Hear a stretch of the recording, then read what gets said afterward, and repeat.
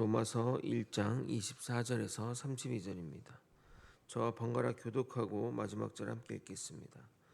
그러므로 하나님께서 그들을 마음의 정욕대로 더러움에 내버려 두사 그들의 몸을 서로 욕되게 하게 하셨으니 이는 그들이 하나님의 진리를 거짓 것으로 바꾸어 피조물을 조물주보다 더 경배하고 섬김이라. 주는 곧 영원히 찬송할 이시로다. 아멘.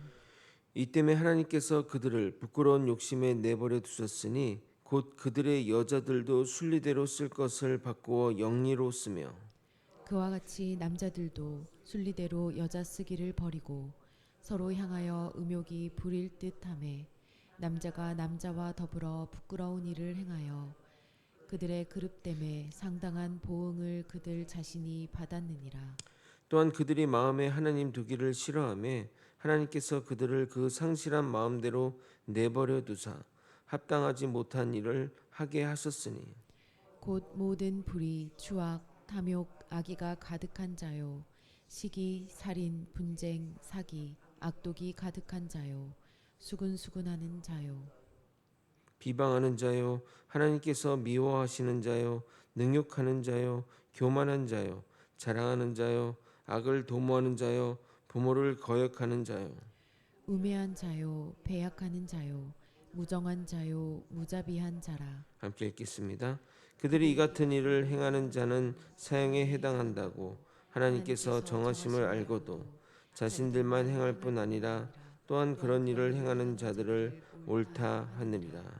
아멘. 하나님의 진노는 불의로 진리를 막는 자들에게 반드시 임합니다. 왜냐하면 하나님은 그들 마음 가운데 그리고 창조한 세계 가운데 분명히 하나님을 보이셨기 때문입니다. 그들은 하나님을 영화롭게 하기보다는 자신의 욕망을 따라 사람과 짐승의 우상을 만들어 그것을 섬기며 자신의 욕심을 채웠기에 징계를 피할 수 없는 것입니다. 그런데 아직도 지구의 수많은 인류는 이 어리석음에 갇혀 살아가고 있습니다. 국내도 아직 전도되지 않은 사람들이 많은데 해외로까지 가서 시간과 돈을 쓰면서 그들에게 복음을 전할 필요가 있는가 하는 회의적인 시각이 있을 수 있습니다. 그러나 미얀마 선교를 다녀와서 참 이렇게 좌우를 분별하지 못하고 살아가는 사람들을 보며 안타까운 마음이 들었습니다. 조상대대로 내려오는 전통을 따라 우상에 갇혀 자신들이 뭘 하는지 어디로 가는지 모르고 살아가는 인생들에게 복음의 메시지를 전해야겠다는 생각이 강하게 들었습니다. 과거 조선시대 어리석었던 민중에게 복음을 목숨 걸고 전했던 외국인 선교사 덕분에 우리가 지금 이렇게 복음을 듣고 살아가는 그 보답을 조금이나마 해야 하지 않을까 생각됩니다. 오늘은 죄인에 대한 심판의 하나인 유기에 대해 말씀드리고 인간이 죄지르는 죄악의 목록을 살펴보도록 하겠습니다. 유기는 하나님이 가진 가장 무서운 징계가 아닌가 생각되는데 오늘 말씀을 잘 들으시고 변화된 삶으로 나아가서 주님으로부터 버림받지 않는 우리 모두가 되길 예수 그리스도 이름으로 소원합니다. 사랑하는 거제 소망교회 성도 여러분, 죄인을 향한 가장 무서운 징계가 무엇인 줄 아십니까? 환난, 고통, 질병 아닙니다. 가장 무서운 징계는 내버려 두는 것입니다. 죄를 지어도 죄 가운데 두는 것이 가장 무서운 징계입니다. 왜냐하면 징계가 없으면 죄를 뉘우치지 않기 때문에 결국 최후 심판을 하시겠다는 것입니다. 그러나 모든 죄에서 그렇게 하시겠다는 것이 아니라 성적인 죄악 및 종교적 죄악에 대해 그렇게 하시겠다고 말씀하십니다. 24절입니다. 그러므로 하나님께서 그들을 마음의 정욕대로 더러움에 내버려 두사 그들의 몸을 서로 욕되게 하게 하셨으니 그들을 마음의 정욕대로 더러움에 내버려 둔다라는 이 표현이 신학적 용어로 유기라고 합니다. 즉 방임한다는 것을 말하는 겁니다. 하나님은 구원받은 자를 창세전에 선택하셨습니다. 듣기에 정말 참 은혜로운 말씀이지만 이 말의 반대는 구원받지 못할 자도 창세 전에 정해졌다는 말이기도 한 것입니다. 왜냐하면 선택을 했다는 것은 선택받지 못한 사람이 있다는 것이기 때문입니다. 그래서 이것을 창세 전에 하나님이 심판 가운데 두실 자를 선택하셨다고 표현하기도 하는데, 그렇게 심판받을 자를 선택하셨다는 표현이 듣기에 따라 불편함을 가져오기에 유기했다고 표현하는 것입니다. 사도 바울은 왜 성적인 범죄를 용서하지 못할 죄로 언급하고 있는 것일까요? 성적인 범죄는 인간이 가장 쉽게 범할 수 있는 것이면서도 인간에게 가장 치명적인 해악을 끼치는 죄악이기 때문입니다. 특히 로마에서는 많은 이들이 쾌락에 몰두하며 종교 관습적으로 성적 탈선이 허용되기도 했기에 이렇게 강조하며 유기의 징계를 언급하는 겁니다. 제가 다른 성경 본문을 강의하면서 여러 번 말씀드린 대로 당시 이방 제사는 성적 행위가 포함되어 있기에 하나님 보시기에 그들의 행위가 너무나 악하였고, 그 악한 것을 그들의 정욕에 따라 더러움에 내버려 두셨던 것입니다. 그러면서 그들은 진리를 거짓으로 바꾸어 우상 숭배의 죄악을 저지르니 용서할 이유가 하나도 없다고 말하는 겁니다. 25절을 여러분이 한번 읽어보도록 하겠습니다. 시작. 이는 그들이 하나님의 진리를 거짓 것으로 바꾸어 피조물을 조물주보다 더 경배하고 섬김이라. 주는 곧 영원히 찬송할 이시로다. 아멘. 하나님이 유기하시겠다는 성적 죄악이 이어서 나옵니다. 26절, 27절은 정확하게 동성애를 말하고 있습니다. 당시에도 동성애가 많이 행해졌고 그 타락한 죄에 대해 사도 바울이 분노를 담아 그들의 심판을 강조하는 것입니다. 그들의 심판은 그들이 그 짓을 하는 대로 내버려 두겠다는 겁니다. 26절, 27절입니다. 이 때문에 하나님께서 그들을 부끄러운 욕심에 내버려 두셨으니 곧 그들의 여자들도 순리대로 쓸 것을 바꾸어 영리로 쓰며, 그와 같이 남자들도 순리대로 여자 쓰기를 버리고 서로 향하여 음욕이 부릴 듯하며 남자가 남자와 더불어 부끄러운 일을 행하여 그들의 그릇 때문에 상당한 보응을 그들 자신이 받았느니라.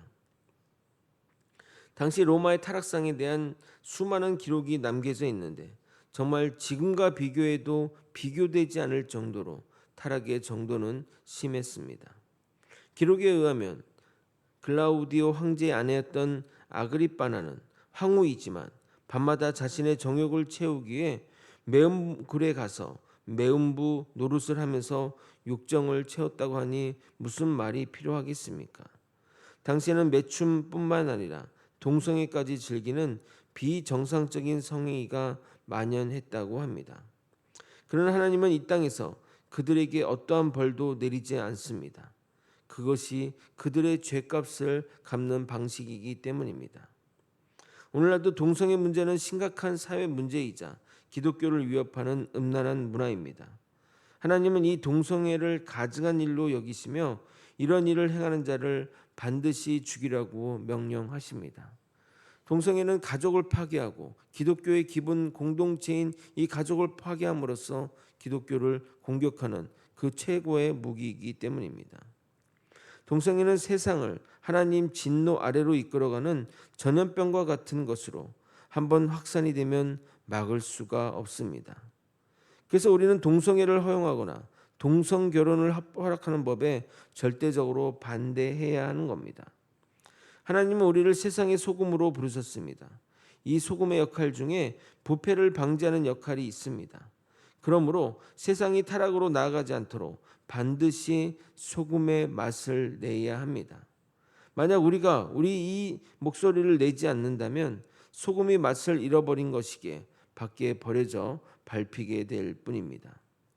마태복음 5장 13절 이렇게 말합니다. 너희는 세상의 소금이니 소금이 만일 그 맛을 잃으면 무엇으로 짜게 하리요? 후에는 아무 쓸데없어 다만 밖에 버려져 사람들에게 밟힐 뿐이니라. 종교적 타락과 성적 타락에 이어 타락한 본성에 기인한 각종 죄악들을 사도 바울은 열거하고 있습니다. 이러한 각종 제약은 하나님이 그들의 제약 가운데 내버려 두신 결과라고 다시 한번 사도 바울은 강조하고 있습니다. 28절을 여러분이 한번 읽어보도록 하겠습니다. 시작. 또한 그들이 마음에 하나님 두기를 싫어하매 하나님께서 그들을 그 상실한 마음대로 내버려 두사 합당하지 못한 일을 하게 하셨으니 우리가 선을 행하는 그 마음과 또 악을 행하는 그 마음도 다 주님의 손 안바닥 안에서 이루어지는 일이라는 사실을 우리는 잊지 말아야 합니다. 이 땅의 모든 피조물은 하나님 영향력 아래 사는 자들입니다. 그런데 우리가 명심해야 할 것은 그들이 무지해서 하나님 두기 싫어하는 것이 아니라 의도적으로 하나님을 거부한다는 사실입니다.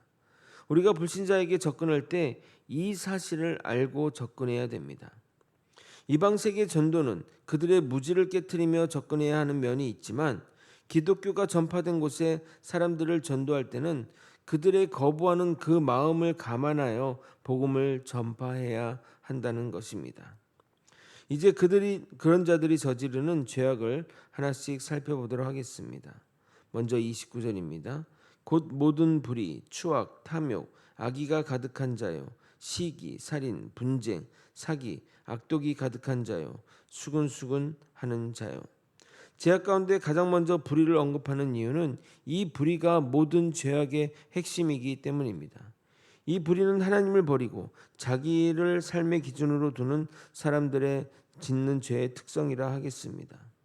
이런 자들은 하나님을 버렸으므로 어둠 가운데 거할 수밖에 없습니다.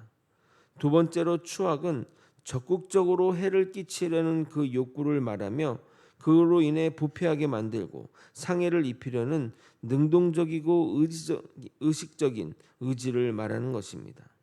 이 추악은 심히 파괴적으로 다른 사람을 자신의 수준으로, 즉 자기와 같은 죄를 짓는 그 자리로 이끌어내는 것이 바로 추악이라고 하는 겁니다. 셋째로 탐욕은 말 그대로 더 많은 물질을 소유하는 마음입니다. 남의 것을 함부로 취하면서 양심의 가책을 느끼거나 불편한 마음조차 없는 마음의 상태를 말합니다. 이러한 탐욕은 우상 숭배로서 하나님의 심판 대상이 되는 것입니다. 네 번째로 악인은 자신을 선하게 할 품성이 하나도 없는 상태를 말합니다. 이 악인은 모든 악을 내포하며 행동으로 구체화되어 나타나는 모든 죄의 내적인 동인이 바로 악이라고 하는 겁니다. 이 악의를 가지고 있기 때문에 그 모든 행동들이 나오게 되는 것입니다. 오늘은 여기까지 살펴보도록 하겠습니다. 말씀을 정리하겠습니다. 하나님은 우리를 심판하실 때 그들의 죄악 가운데 내버려 둠으로 그들을 심판하시기도 하는데 가장 무서운 징계가 이것이 아닌가 생각됩니다. 회심할 기회조차 주지 않겠다는 것이기 때문입니다. 이렇게 하나님이 맹렬히 분노하시는 죄악은 우상 숭배의 죄악과 성적 타락, 그 중에 동성애와 같이 비정상적인 성적 행위들을 말합니다. 우리는 이런 죄악이 우리 세상을 타락으로 이끌어가지 않도록 철저히 노력하고 목소리를 내야 하는 겁니다. 그것이 우리를 이 땅에 부르신 목적인 것입니다. 우리 모두 세상을 죄악으로부터 보호함으로 우리를 부르신 목적에 합당하게 살아가는 우리 모두가 되길 예수 그리스도 이름으로 축원드립니다. 기도하시겠습니다. 하나님, 점점 세상은 악해지고 또 그것이 모든 사람에게 전파되어 가는 가운데 우리 하나님을 믿는 우리는 어떤 삶의 자세를 가져야 할 것일까요? 우리가 정말 그런 것들에 반대 목소리를 내면서 하나님 뜻 가운데 살아가는 우리 모두가 될 수 있도록 이끌어 주시옵소서. 아버지, 이 세상이 더욱더 악한 곳으로 나아가지 않기를 소망합니다. 정말 주님이 오셔서 이 땅의 죄악들을 심판하여 주시옵소서. 이 모든 것 우리 주 대신 예수 그리스도 이름으로 기도드리옵나이다. 아멘.